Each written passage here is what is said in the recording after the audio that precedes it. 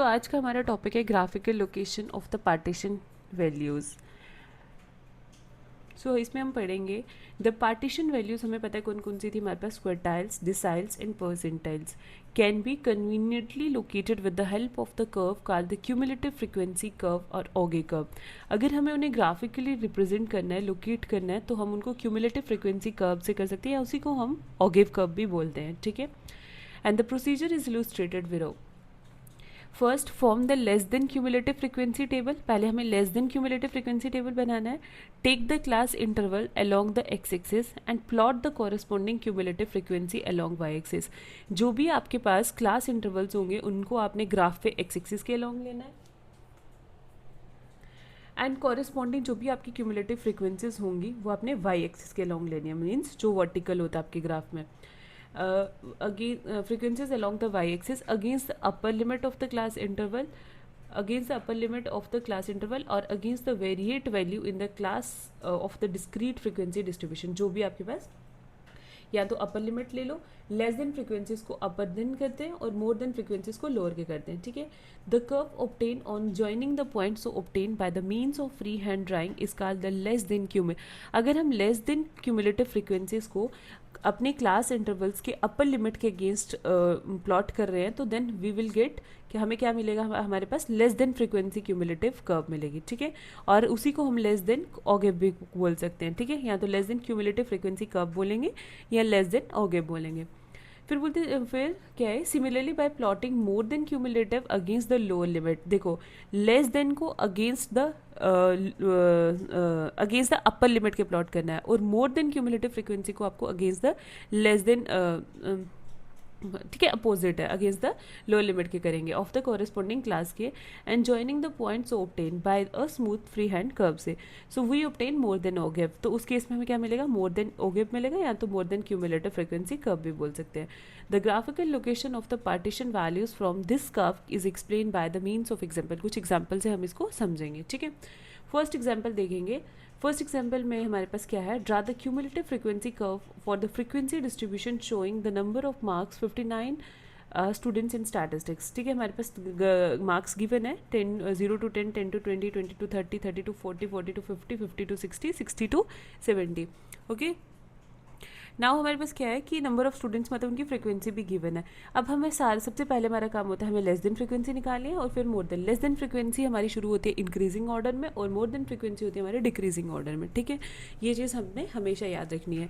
देखो, पहले class intervals, number of frequency, less than cumulative frequency. First value same रहेगी 4, then 4 में 8 add होगे 12, 12 में 11 ऐड होगे 23, फिर वो वैसे जैसे फ्रीक्वेंसी निकालते हैं, 23 में 15 ऐड होगे, हमारे पास आ जाएगा 38, 38 में हमने 12 ऐड कर दिया, दैट इज़ 50, 50 में 6, 56, 56 में 3, 59।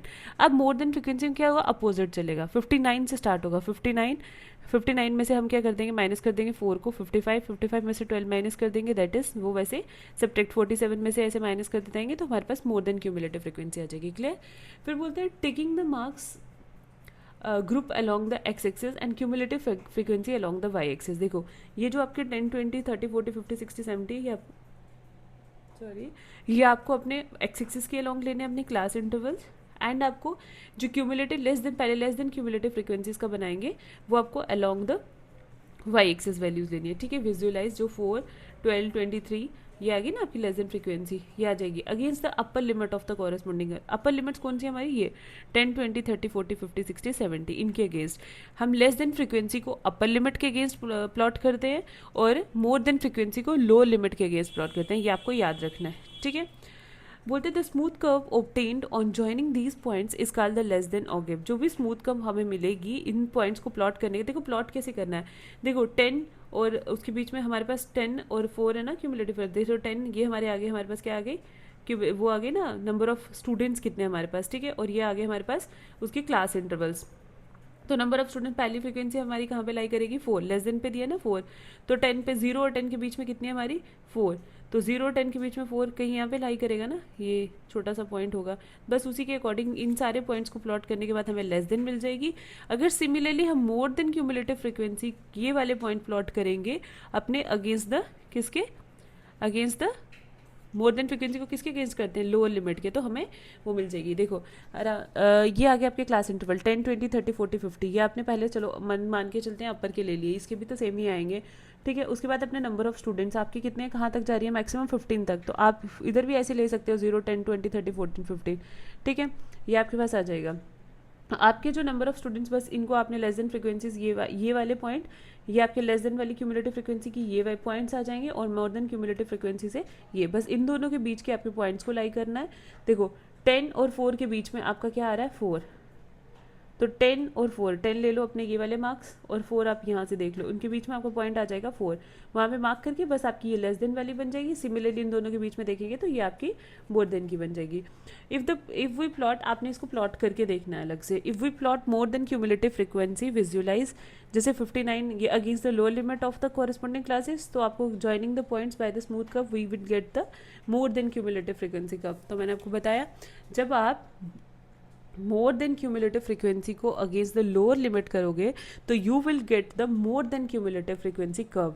जब आप लेस देन क्यूमुलेटिव फ्रिक्वेंसी को अगेंस्ट द अपर लिमिट के करोगे तो you will get the less than cumulative frequency curve, या उसी को हम लेस देन ओगे भी बोलते हैं। बस आपको इतना ही इसमें याद रखना है, ठीक है, क्लियर।